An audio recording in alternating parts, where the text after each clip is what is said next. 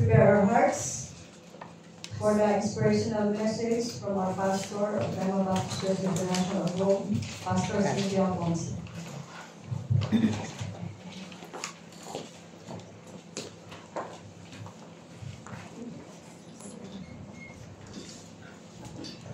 Parang matutumba ito. So, tayo po ay manalangin. Panginoon Diyos, sa makapangyarihan sa lahat, salamat po sa inyong presensya sa aming pong kalagitnaan. Salamat po sa pribileyo na kami po ay magsama at i-celebrate po ang kaarawan ng aming Sister Rosemar. We pray, Lord, na kayo po siyang mangusap sa bawat isa sa amin at hayaan niyo po ang Rema Word ng mag-minister sa bawat isa. Sa pangalan ni Jesus, ito pong aming dalangin. Actually, yung pong love letter ko kay Sis Rosemar, babasahin ko lang po ngayon, kaya meron po akong hinanda na message. Andito, nasa aking outline, para mabasa po niya. Pero kung papansinin po natin yung message, yung passage po kanina na binasa dun po sa Exodus chapter 40, verse 34 to 38, gusto ko po mag-focus doon sa ang sabi dito, throughout all their journeys, whenever the cloud was taken up from over the tabernacle, the sons of Israel would set out. But if the cloud was not taken up, then they did not set out until the day when it was taken up. For throughout all their journeys, the cloud of the Lord was on the tabernacle by day, and there was fire in it by night, in the sight of all the house of Israel. So it is my prayer na all throughout your journeys, sa kalahating century pa ng iyong buhay, that the Lord will guide you, continue to bless you. The cloud is the presence of the Lord to you by day, at ganun din a pillar of fire by night. So, day or night, magmi-minister ang Lord sa'yo. Marami pong mga tao, iba't iba po ang pananaw nila tungkol sa buhay. Hindi po ba? About life. Some say that life is a war or a battleground. Bakit? Palagi po tayo nakikipaglaban sa buhay. Ano man yung mga kalaban natin, ito po ay nag-e-exist sa buhay natin. Pero, yun nga, wag niyo pong kalabanin ang mga asawa ninyo, mga anak ninyo, ganun, no? Ang sinasabi ko lang po, itong life na ito, lagi pong may war, no? Lagi pong may pagtatalo, no? People live and fight forever. Fighting and living their lives as fighters, fighting for their children, fighting for their family, fighting for their loved ones, fighting for their future. At syempre, pag ang tingin mo battleground or war, ang pananaw mo dapat manalo ako sa bandang huli. Some also view life as a competition. Kaya po napakaraming mga tao na very competitive. Pag sinabing, when they see life as a competition, ang palaging nasa isip, kailangan manalo ako. No? At the end of your life, you always think na nanalo ba ako sa buhay na ito? O natalo ako? Marami ba akong win o marami akong lose sa aking buhay? Some see this life also as an expectation. No? So they wonder at the end of their lives whether they meet up with usually unattainable goals they set for themselves. So they are either happy or disappointed. Happy kapag yung sinet mong goal natupad.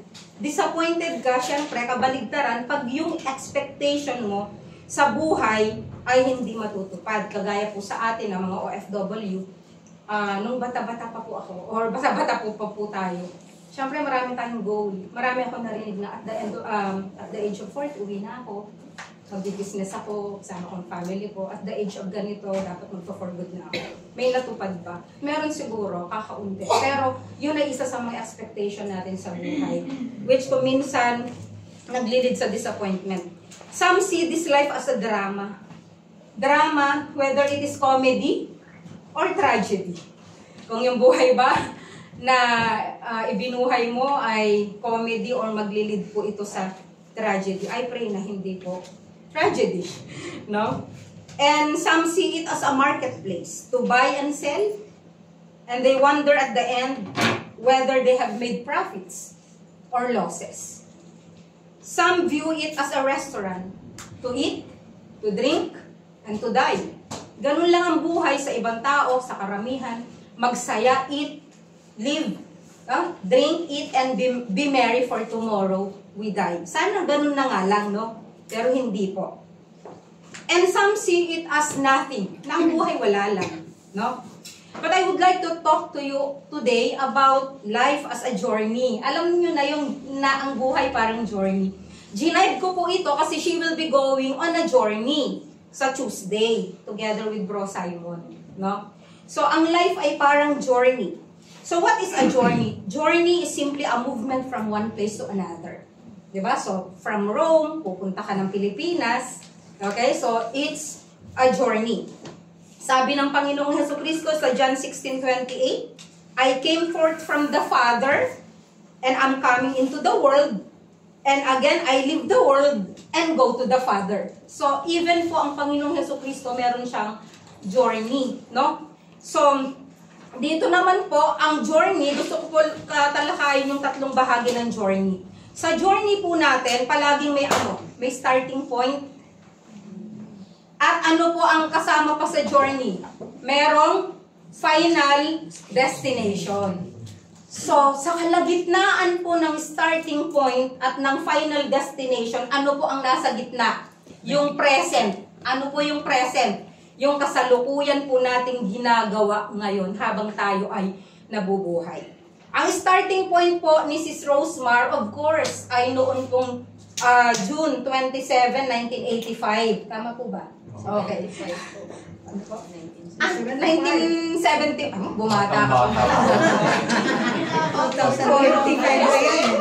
40. Pasensya na kayo, mahina ako sa physics. Okay, so 1975. And ang final destination po niya, walang nakakaalam kung kailan. Pero I believe na alam niya kung saan. Amen po ba? Okay. So yun ang mahalaga, that you know your final destination. But I want to talk about the in-between, yung nasa kalagitnaan. Kasi yun yung tatahakin niya. Kasi sa journey ng buhay niya, nakarating na siya sa 50. Sa N50 na siya. Okay? Nasa 50 na po siya. At pagkatas po ng 50, pagpapatuloy pa rin po ang kanyang journey. So ano yung ano yung nakikita natin sa kalagitnaan? I call it connection points. Connection points are the roads, the highways, the route, the way. At titignan natin yung mga makikita natin along the way, along the journey, kung ano po yung makikita natin. Una, when we travel, we see turning points. No? You don't always travel straight. There are always left, right? Okay? Meron lang lagi tayong turning point. Turning points means leaving one aspect of journey to another. Leaving one route, highway to another. So, my dear sister, gusto kong i-grab ang opportunity na ito na sa yung pag-turn sa point na ito, sa yung 50, na magpatuloy pa ang journey mo sa Panginoon at hayaan mo na magkaroon ka ng lesson sa mga makikita mo sa daan ng iyong journey. Ano ba yung mga makikita mo sa daan? First of all, sa journey, you need a direction. Okay? Ano yung mga direction? Are you heading north, south, east, or west? I suggest you go north. Not because you are from the north. Pero ang sabi po dito sa Psalms 48, 1 and 2, Great is the Lord and greatly to be praised in the city of our God, His holy mountain. Beautiful in elevation, the joy of the whole earth, in Mount Zion, in the far north, the city of the great King. Tapos po, dun sa Psalm 75, 6-7, ang sabi dito, For promotion cometh neither from the east, nor from the west, nor from the south. But God is the judge. He puts down one and sets up another.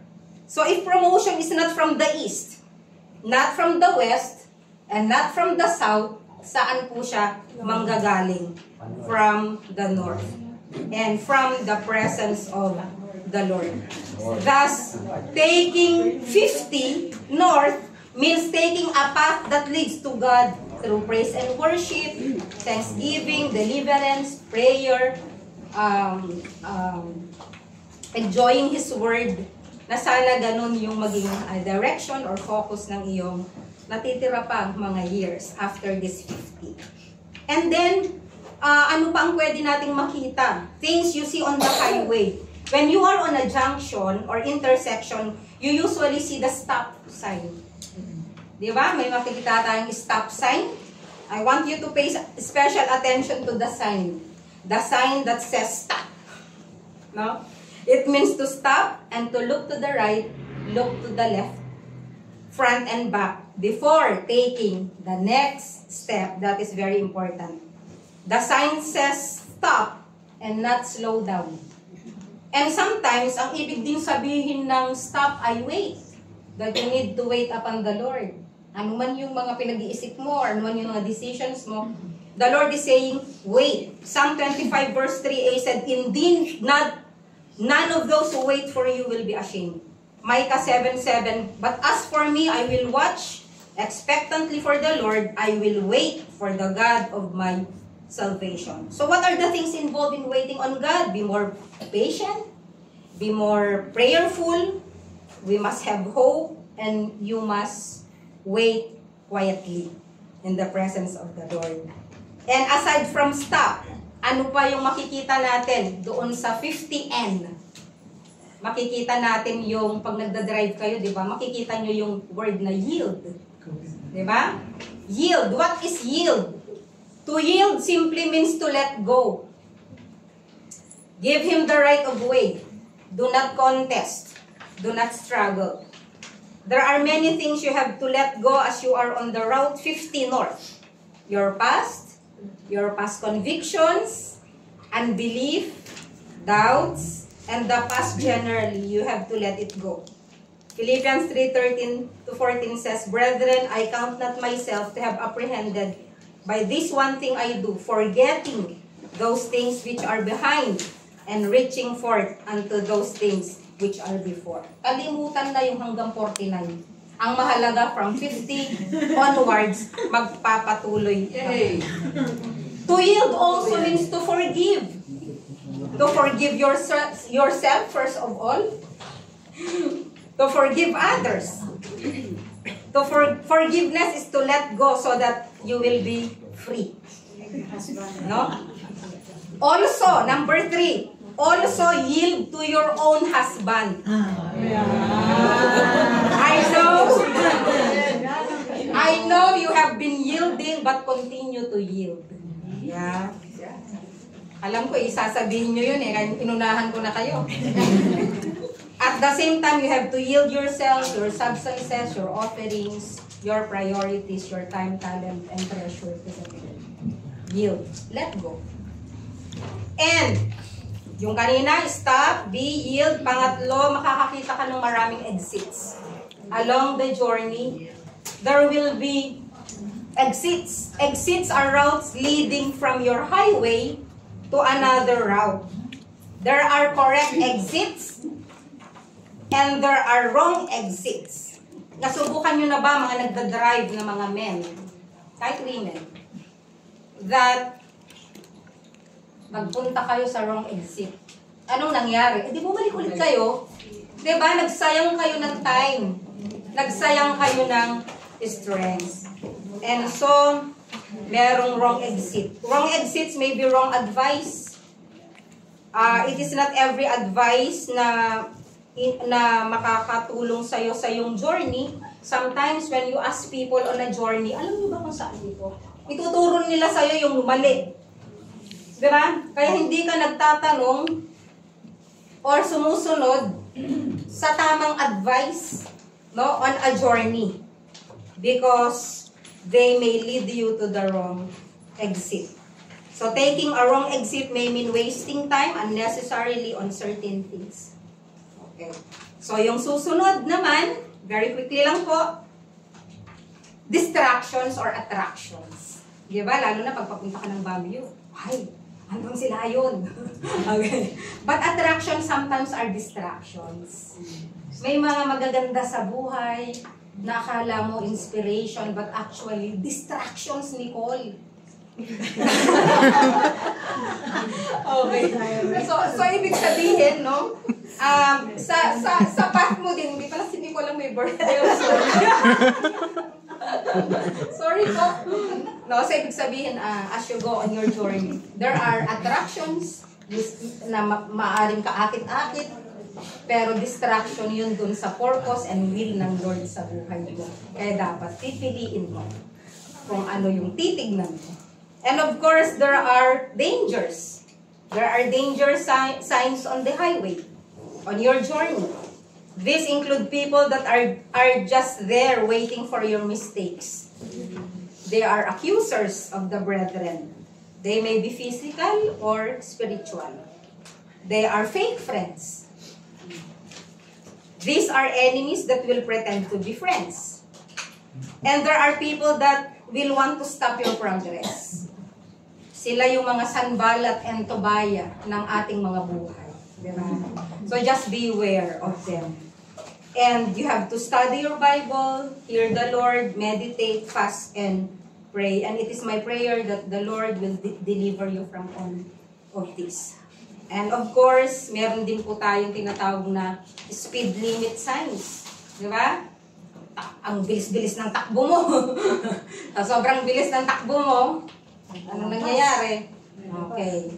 So, God wants you to increase your speed in spiritual things, to give more speed in terms of more of your time, more of your substance, more of everything that He has blessed you with to Him at this point in time. And gradually begin to decrease your speed limit to the things that will have little or no value, especially on eternal things. And of course, kinakailangan din, dun po sa Numbers 8:26, makikita po natin na yung 50 years, hindi naman siya totally retirement, pero ito po yung time. Kasi sa Old Testament, di ba? Okay, hindi naman sa atin, sa buhay natin, hindi pa retirement yung 50. But makikita po natin sa Old Testament na ito yung age kung saan nag-a-assist sila ng mga younger ones. So, marami po ang umaasa sa inyo na kung ano yung talent nyo din, kung ano din yung mga gifts ninyo ay maipasa ninyo sa future generation. And I believe may plano po ang Lord sa inyong buhay. So, yun lang po ang aking message, that you have a starting point in your sa buhay po natin, meron tayong mga starting point nung pinanganak po tayo. Sa ayaw mo man at sa hindi, meron kang final destination. At ito po ay hindi po para kay Sis Rosemar na lang, pero para po sa ating lahat. Na ikaw ay ipinanganak, nag-start ang buhay mo, that's your starting point. Merong iba, may return ticket agad, di ba? Kapag kapanganak, patay agad. O, may return ticket, ang tawag doon. Pero purihin ng Panginoon, wala tayong return ticket kasi nandito pa lang tayo di ba? So, ang hinihintay na lang natin, yung final destination natin, okay, may ticket ako. I'm going on a journey called life. And I'm expecting that sa final destination ko, maging maganda naman yung dadatnan ko. At sa buhay po natin, pagdating ng huling panahon, ano kaya ang madadatnan natin, maganda o pangit? Meron lang dalawang lugar na sinasabi po ang Biblia, na dadatnan natin on our final destination. It is heaven and earth, and hell. Okay? Yung earth sila na lang. Okay. So, meron tayong heaven or hell. Dalawa lang po ang pwedeng puntahan ng tao kapag siya'y namatay. Wala pong nakalagay sa gitna. Biblical. Nasa Bible po yan. Pag namatay ang tao, diretso, it is appointed unto man once to die, and after that, the judgment. Hebrews 9:27. So kapag namatay ang isang tao, either pupunta po siya sa langit or pupunta po siya sa hell. Dalawa lang po yan. Of course, sino pong gustong pumunta sa hell? Wala, di po ba? No? At kung i-base mo ang pagpunta mo sa langit, dahil ikaw ay mabuti, hindi ka makakarating sa langit. Kasi ang sabi po sa Matthew chapter 5 verse 20, unless your righteousness surpass the righteousness of those of the Pharisees and the scribes, you will never enter the kingdom of heaven. Ano po bang righteousness ng mga Pharisees? They are very righteous. Actually, self-righteous. pero hindi sila makakarating sa kingdom of God. Ang sabi po ng Bible sa Romans 3:10, walang matuwid, wala kahit isa. Romans 3:23, for all have sinned and fall short of the glory of God. And Romans 6:23, for the wages of sin is death, but the gift of God is eternal life through Jesus Christ, our Lord. Ino-offer po ng Panginoon yung pupuntahan mo na maganda sa final destination. Sabi po sa John 3:16, for God so loved the world that He gave His only begotten Son, that whoever, ang sabi po dyan, whoever believes in Him will not perish, but will have an everlasting life. Ibig pong sabihin, may lugar kung saan ang kapahamakan. At nais po ng Panginoon na piliin po natin ang everlasting life sa pamamagitan po ng pag-surrender ng ating pong mga sarili sa Kanya. And mga kapatid, sa hapon na ito, I pray that makigalak po tayo, hindi lang po dahil sa 50th po ni Sister Rosemar, kundi sana umalis tayo sa lugar na ito na nagagalak ang ating puso dahil alam natin na nagkaroon tayo ng relasyon sa ating source ng ating mga buhay. Tayo po ay manalangin. Kung meron man po sa ating kalagitnaan na gusto pong isuko ang kanilang buhay sa Panginoon, hinihiling ko lang po sa isang simpleng panalangin ng bukal sa loob na isurrender ang sarili at humingi ng tawad sa Panginoon. Narito po ang panalangin. Panginoong Diyos, nagpapasalamat po kami sa oras na ito. Salamat po sa inyo pong pagkamatay sa krus para po sa aking mga kasalanan. Humihingi po ako ng tawad. Linisin niyo po ang aking buhay. Salamat po sa inihanda niyong lugar para po sa akin. Tinatanggap ko kayo, Panginoong Jesucristo, sa aking buhay bilang Panginoon at sariling tagapagligtas. Tunay na Panginoon ng aking buhay. At turuan niyo po ako na mamuhay ng ayon po sa inyong kalooban. Sa ngalan niyo po, Kristo Jesus. Amen. Tayo po'y manalangin. Father in heaven, marami pong salamat sa oras nito. We just pray for Sis Rosemar, Lord, na patuloy kayo pong mag-guide sa kanya habang siya po ay naglalakad sa journey na ito ng kanyang buhay. 50 pataas, Lord. Salamat po na tutulungan niyo po siya na makita po yung mga signs sa kanyang journey, na makita po niya yung right direction, makita po niya, Lord, yung mga danger signs, makita po niya yung speed limit, makita po niya yung tamang turns na kung saan po siya liliko, kailan siya dederecho, at kung kailan po siya maghihintay, kung kailan po siya hihinto. Salamat po, Lord, pagpalain niyo po ang kanyang buhay, Panginoon. And Lord, anuman po yung kanyang heart's desire, salamat po. Pagkakaloob niyo, ayon po sa inyong takdang panahon. Sa pangalan ni Jesus, ito pong aming dalangin. Happy birthday.